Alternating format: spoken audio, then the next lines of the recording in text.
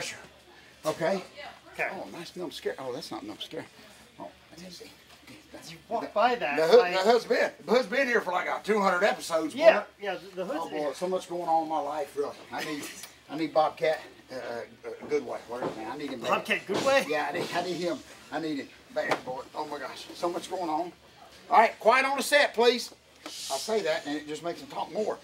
Okay, but so much going on in the wrestling world. But I'll ask you on camera how you're doing. Okay. From that big tag, the big hardcore fight. Oh, Lord. I've tried to block it out. You walk like I did after that match, except there's like 40 years age difference in between. So I don't know if that's good. But, okay, we'll get this. A lot of good material. Ladies and gentlemen, welcome to another Dad You Don't Work, You Wrestle. You hear the claps. You know what time it is. George, how was your weekend? Boy, what a weekend. That we are still a couple after 3 or 4 days on the road together is just worth a TV show in its own. Or at least one person still in existence. Oh, what an unbelievable weekend, Bullet. Just unbelievable big-time wrestling shows that we're talking about. Arrived here in the Carolinas. 3 big days. Of course, we were together in Morganton and was able to get through that. And, of course, then the big one in Raleigh. Of course, Steamboat Flair, Cody Rhodes. I just want to say a quick plug for Cody Rhodes. That was my first time meeting him because you'd already told me how first-classish he was with the suit and just the way he presented himself. His dad would be very, very proud. Well, the fun thing is he said he was going to start phasing out the suit. Well, overheard he was going to start phasing it out, but then somebody was giving him such a hard time about wearing a suit that he's like, you know what, I'm going to keep wearing this suit. Oh, it's very like he was TV shows. Yeah, he's like, if you're gonna give me a hard time about it, guess what? I'm gonna do you in better. And the suit that he wore this weekend was better than the suits I saw last time. So. Boy, first class individual. I was able to spend just a few minutes with him before his match in Raleigh, and we talked about the building a little bit. Talked about his dad, how much his dad meant to me, and. Man, I even told him, I said, I know you hear this all the time now, but your dad really was very, very good to me. And I know you think, okay, yeah, my dad's gone, everybody's going to say it. But no, I really, really meant that, as you know. And just, Cody, to me, I kind of joked, maybe even with you, that I thought Cody worked too hard. Lord, bro's taking every kind of bump, suplex off the top. Well, no, you should have done, George. You should have walked over to him and be like, you know what your problem is, kid? Oh, I know. Is you can work. Oh, I should have told him that. And then wait for him to realize it 20 years later as well. I did share with him, and he got a big kick out of the big basketball game where me and Rocky King was just glad to be in the lineup. Last 2 in line to go be introduced with NWA jerseys on. And, of course, Dusty let everybody go, but he stopped us. And then that's the famous line where he told us, don't make a fool out of him. And I laughed chuckily a little bit saying, it's just for fun, Dream. And, of course, Dream in his very serious manner with the afro and the gig marks and that little squint, very Clint Eastwoodish said, there ain't nothing for fun, kid. And scared us half to death. So, Cody got a big pop out of that. But just a great weekend, some good shows. Of course, you were able to have the weekend off Saturday. You and Miss Bullet, was she able to make it? I mean, was it a night out? Couple hours? Yes, Oh, good. I didn't know if she was working and you just... Nope, we actually spent the whole weekend together from Saturday and Sunday, which was very rare that I get 2 days with her. Yes. So it was good. Yes. Very good. But so just so much going on, of course, this week. I want to give a quick plug real quick about... met a lot of fans. I want to go back a little bit. Met a lot of fans of our TV show, believe it or not, up in the Raleigh area. They one guy really, because I was there and nobody paid attention whatsoever. I was there in gear, walking around. What's scary nobody is seemed when... to care. Even the people I wrestled didn't even care about me. So. Well, what's scary is when they know how many episodes we did, and I'm not even sure. And then they correct me when they know. So at least 2 people, big fans, Bullet. Okay. Well, actually, I think just one. The other guy was just happened to be with him, but I can count that as 2. Okay. So, anyway, so a lot of stuff going on, Bullet. Of course, this week I'm going to give a quick plug. Saturday, for my good friend Jason Freeman up in NAWA. We'll be running up in, he runs Lenore a lot. He runs Drexel a lot. And he's got a big birthday bash, 1-year anniversary for his little company. And I just love working for him. The biggest thing is he uses... 95% of his card is our students, Bullet, from our school. So I'm very, very happy to that. And he really does good work and just likes to do a lot of shows like we like for benefits, for fundraisers, stuff like that. So anyway, a lot of stuff going on, Bullet. anything for you? I'll shut up for just a minute. Just got a bunch of comedy. Like probably the time that this gets posted tonight. Like I'll be posting this on Wednesday, so tonight I will be at the Comedy Zone at the Almost Famous Comedy Show. I need to start inviting people for that. That slipped my mind here a little bit. I definitely need to take care of that here. Then also I will be at Bunkers on Friday and Saturday, and then also the All Organic Open Mic at the Evening Muse. Now that's going to be something very special. I guess it's going to be some sort of charity event or something. Something's going to be going on that's very special. Just pay attention to my social media and what's going on with that. I think it has something to do with what's going on with our community right now, and we're going to be doing a comedy show that kind of pulls people together. I don't know the quite verbiage or adage or what we're going to be doing, but I know something special is going to come of it. Right. So I love that. All I know is for sure my headliner, the feature performer that I have that evening will be taken care of, and he will get to have a feature set. John Gibson, a very funny comedian out of Columbia, South Carolina. But also, too, there's going to be something even more special going on there that I haven't been privy to yet. But things are in the works. Well, and let me ask you real quick, have we done the furniture comedian convention? That unfortunately got postponed because of everything that's been going on. So I got you. A lot of things are going on. Actually, that was one of the things me and Ms. Bullitt were going to do. We were going to see Hannibal Buress last Saturday, but he rescheduled as well. Wow. So it's which I have my opinions on, and it's very. I always believe in the show must go on, but I also understand that people need to be safe. But at the same time, too, it concerns me of people rescheduling and canceling and us running away from things that now you have people out wandering around and free to do whatever. Totally, you know what I'm saying? That concerns me as well, but I understand people's safety as well. But as I've always said, I tend to lean upon not being afraid of the bad things that could happen. Right. Hence why I'm a pro wrestler. Right. I don't think of the consequences of what happens to me on the back end or front end whatsoever. I'm just disposable, destroyable, destructible. It makes no difference to me. So because you have seen, I'm a different person. You have seen everything. Yeah. And if you survive Friday night in Raleigh in that atmosphere, hardcore match, of course. I think that's what it's officially called. I think it was so rough that they didn't even title it. I think, Bullet. False count anywhere. Pick up anything you want. Of course, against the Nasty Boys. So, anyway, so we're just glad to still have you with us. It's bad when you leave a wrestling match and get back to where there's rioting and you feel safe.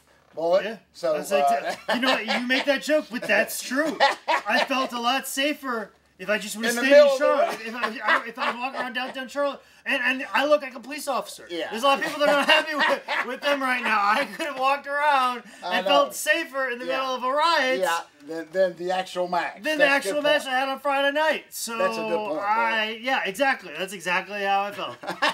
So a lot of stuff going on. We're very, very busy here. I want to thank everybody for. Of course, got a couple of good comments. I do want to give a quick plug real quick. All this week, and you may have seen it, Bullet, I've been talking to Richie Steamboat, who you and him had some of his best matches. I've reminded him that he knows that. But, of course, he can't work anymore. But he's starting to get out a little bit. We go through spurts, I guess. I mean, you hadn't. We're just too dumb to go any other way. But we just take it out on everybody else. Oh, yeah, we sure do. We just take it out on everybody else. And a lot of guys that don't have that filter like we do, have to take a break. But anyway, he's just starting to do some signings and just getting out, meeting people again, and just local stuff. He's got a beautiful son, happily married. Good job, great job doing here in Charlotte. But he's just going to get out a little bit, which and us two may be the only two that believe this, but anytime wrestling's not all bad, and even time a steamboat, it's like I say about Flair, a steamboat should be around wrestling. Maybe not in the ring or anything like that, but I just always think that's good. And just told him I'd put a quick plug in for him at our show that he's just going to start doing some stuff. And believe it or not, as much as I yell about Facebook and all that, because there's like 8 Richie Steamboat Facebook. None of them's him, but he actually created a little one that people can message him, and I told him be prepared because, Goofballs are going to blow it wide open, but it is him, and he's posting little things saying, hey, thank everybody for the support. So anyway, I want to put a quick plug into him. I hope that works out good for him. It's just, I just told him, you just jump in the pond like all those other fish and just hope to survive, basically. So anyway, a lot of stuff going on, Bullet. If you don't mind, the Idiot of the Week. And do I have one? folks, listen to me. I know I've been hitting the head a lot. I know that a lot of times you think that we just come up with these great one-liners like we do, just on the spur of the moment or whatever, and there's really no truth behind any of it. Most of it, there's no truth behind. But seriously, serious note here, but what I've spent 40 years just trying to tell people that we're okay. Pro wrestlers are not, and I know I go against the odds here, and I have been, I'm probably the only wrestler that's trying to get blackballed. You hear me? But anyway, but what I'm saying is I've really tried to tell the outside world that we are humans. We're genuine people. We work. We got bills. We got families. We love. We hate. We're professional wrestlers. Not many people can do what we do. And to the outside world, I've really tried to tell them that we're not Martians. We're not Walking Dead aliens. Some of us may act like it, but we're business people. We know how to count. We know how to read. We know how to edit videos, bullet. So with all that being said, when you get an opportunity for people to invest money into a show or an event, I'm talking big money. I'm talking money in the bank, Vince McMahon money here, that don't really understand wrestling. You really try to, even me, Mr. Carney, bum, wear the same clothes for 3 weeks, you really try to present yourself because you want to say that, hey, this may work out to something good. So anyway, Sunday, and I've talked about this so much, everybody's tired of hearing it, but I'm not tired of talking about it. Sunday, we're at the Raleigh Convention Center, which I have never wrestled in. We've always, matter of fact, the day before it was in Dorton Arena. Yeah. No wrestling had ever much been in the convention center. And the huge biker rally. I'm talking biker church here, sponsored, 20,000 members. And boy, what's so cool is, it ain't just the wrestling event, and it's hard for us stupid wrestlers to realize we wasn't the event. We're just a small part of the event. There's a big difference. Does that make sense? Oh, and I'll get through this. But anyway, I'm talking, there are over 300 Harleys parked around where you go see it, all the builders, some people from the TV shows that build them fancy Harleys, just a big event. The 911 special Harley, $200,000 bike was there. I just could picture a wrestler, barbarian, falling over one of them, but that didn't happen. But anyway, so this is all pre-match stuff. The ring's set up. The building is deathly silent, empty. The only people there are 8 sponsors. One of them happens to be Bullet. I'm painting a picture here, folks. You got to bear with me here, okay? Like y'all have a life. But anyway, okay. So, Bullet. Oh gosh, George! If you've gotten this far into this, yes, don't change the channel now. Exactly. You're not going to give up. I'm like, well, George is taking a long time. Hey, John Doe, you ain't got to go take a dump yet. You can wait. If you didn't have to go before I get into this, but it's not like you're Dan Carlin in this thing and giving all sides and aspects and doing historical research to it. Hey, you don't even have to put the plastic on when I hit the dead burn squash or whatever it was, this is not hardcore history. No, okay? no. So here's what I'm getting at. So anyway, the move is set, and these men the older men that own these businesses that are sponsoring this event are old timers. They love the old school. Let's just be real. The Jimmy Valiants, people like that. So they're coming around, they're meeting us. Boy, I'm telling you, this convention center was huge, silent. They're coming around. One of these sponsors happens to own one of the biggest Harley Davidson dealerships in the Carolinas. I mean, we're talking big, okay? Mm-hmm. So they come over, we're talking. Bullet, instead of and I've done told some of our students this, instead of my spider sense going off, my goof sense went off. Now my back is completely turned to what's behind me because I don't even ride a Harley, but I'm smart enough to know to come up with Harley talk. Yeah. Okay. I'm gonna try to change the oil on my Harley about every 10,000 miles. The chassis is a little loose. The chassis is a little loose. I'm thinking about trading it in, but I gotta get a good deal on this big wing, 8-wing, whatever they call it. And they're going along with it. They know I'm a complete idiot. Yeah. But they're giving me advice. Maybe you should change it every 4,000 miles. I mean, we're going. It does have the spark plugs. The secret is the homeless man of professional wrestling has connected with Vince McMahon of the Harley-Davidson world. That's what I'm talking about. Mick Foley right here has walked in Vince McMahon's office and didn't get thrown out. To bring it that full circle, you have wined and dined with kings and queens. And you slept in alleys and feasted on pork and beans. Oh boy, that's good. Scenario. Oh, that's good. We could almost end the show with that. Because we started with Cody. But I got to say one thing. Okay, so my goof sense is going off. And I'm thinking, okay, something don't feel right, Bullet. Something don't feel right, okay? And now the corner of my eye, even though my back was turned to the ring, oh my God. a professional wrestler. Well, I'm just going to call him wrestler. I ain't putting pro in front of it, okay?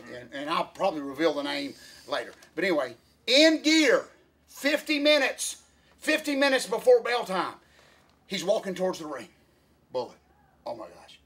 Surely he's not going to do what I think he's going to do. Bullet. He proceeds to get closer to the ring. At this time, the big money people have not looked yet because I'm talking such good Harley language that they really think I'm fixing to buy Harley, okay?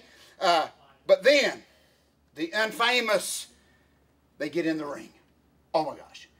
At a show, it's loud. In a quiet convention center where nobody's ready to act stupid yet. Bullet, listen to me. This individual, folks, I'm not making this up. This will go in the idiot bag probably for history. He climbs to the top rope. I can't. It's Bullet. It's like you see your sister cheating on her husband that you like, but you can't stop nothing. Okay, you can't stop it. You don't even want to look. Brother goes to the top rope, not the second, not the bottom. Brother standing on the top rope, and this is a pretty big kid. So the ropes. It's not a comfortable Jimmy Snuka. Off, what do you do, Will? I guess off of Andre's shoulders. Look, either the brothers wobbling, and all I can see is, in a split second, 8 investors turn towards that ring. Bullet. I'm not making this up, my friend. This guy does a moonsault, a freaking moonsault. There's no ref. There's no mute. There's nobody else in the building except a bunch of Harleys. Even the Harleys think Brother's an idiot. That's how bad this is. Brother does a moonsault, perfectly executed, I may add, but just walks out of the ring. Just walks out of the ring. 8 investors turn back to me. Oh my God. Oh my God. By this time, I didn't have enough time to sneak out, so they just simply asked me, what is he doing? Bullet. First time in my life, I've always got something to say. Half the time it's a lie. Even when my wife left me, I had something to say. But this, I was speechless. What do you say to that? Okay, Bullet? What do you say to that? Anyway, he gets out of the ring, and the sponsor simply said, and they made so much sense, and I'll throw a minute back, we'll get off here, is they just simply said, well, there's no people here yet. And they, oh my God. Oh my God. And they were right. I mean, so they did not understand. Lord, I didn't understand. I don't understand. Why? That's the biggest reason. What was accomplished? I don't know. Yeah, he hit it perfectly, but he's done 4 million of them before. You couldn't have waited 50 minutes to do it. So, to sum all this up before I throw Brother in the idiot bag is, here's my whole point, Bullet, and here's the motto we're going to end this show with. You don't, here, wrestlers, listen to me. You don't act like an idiot till it's time to act like an idiot. Oh, that's gospel. Bullet, I may have just broke the bread on that one and offered a wine to drink. But seriously, Bullet, and I know I'm sweating. I know you're ready to get out of here, Bullet. But listen, you understand what I'm saying? You got to act like you got some sense when it's time to act like you got some sense. Do you see what I'm saying? Yeah. It's like you meeting my favorite. If you met Bobcat Goldway, y'all ain't going to tell jokes. You know what I'm saying? Hopefully y'all will be talking about me for a while. I'm sure you may discuss his movies a few times. Maybe discuss your little bit of, but you're not going to sit there and try. I don't think, I may do it, but Mr. Bullet, professional, you're not going to try a joke on Bobcat. You see what I'm saying? It was just the baddest, one of the worst experiences that I've ever seen. Just when I think, it couldn't get no worse. But here's what I told the whole dressing room when it was over. I'll see y'all next week back at Uncle Bob's Flea Market up in Henderson, North Carolina. Okay? Because that's where we're going back to. So, I'm done. I hope I made a good point here, Bullet. I don't understand. As you so eloquently put in all of the signs that you put up around your ring, when you have it set up early, you put little pieces of paper on each side, mind you, all 4 sides that say, stay out of my ring. If you haven't got it by now, you're never going to get it. Thank you. Which, I appreciate the fact that you're like, hey, I want to make sure I get this moonsault. I understand every ring's different, but you can test it and kind of hop, and you don't have to do the actual move. But the theory of you being able to do all that stuff is that in practice, you've practiced it. Like, we have a perfectly good ringer here, and I tell all the students, if you got a move that you want to do that takes a little bit, practice it in this ring 50 times. Like, Paul Linden talks about the best person that ever taught, the best person he ever learned from on how to do the shooting star press was Dory Funk Jr. Oh, wow. Because you know what Dory Funk Jr. did? He grabbed a folding chair, he sat down outside the ring, and told Paul Linden to climb up top of the above the ring and do a shooting star press. Again. Turn you're a little bit tighter on the turn. Again, just made him do it over and over and over again in a practice ring before he ever got to a show. Right. Oh, and the thought process is if he does it 100 times here in this ring, he could probably nail it anywhere else. Right, I love that. And that's what Paul Linden said was the best way that he learned was he just did it 100 times in practice so that when he got to a show in any different ring, he could adjust for it and adjust for his body. I love that.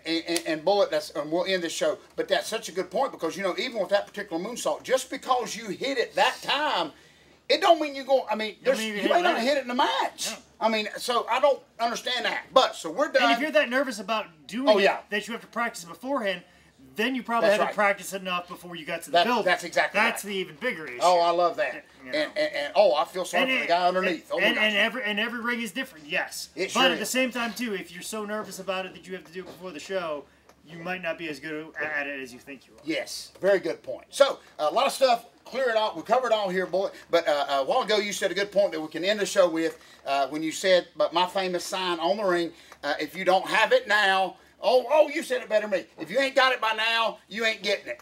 But if you, but I tell you what, if you ain't got, you can get. It's the second greatest book of all time, which is available at highspots.com. If you know more about what me and George are doing on the weekend, make sure you follow me on Twitter at ManScoutManning or on Instagram at ManScoutManning. This has been another edition of Dad, You Don't Work, You Wrestle. Good job, boy.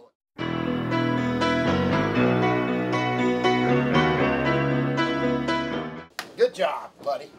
I just want to stay here and do this, boy. I try out my lines on you. You try out your lines on me, boy. Okay.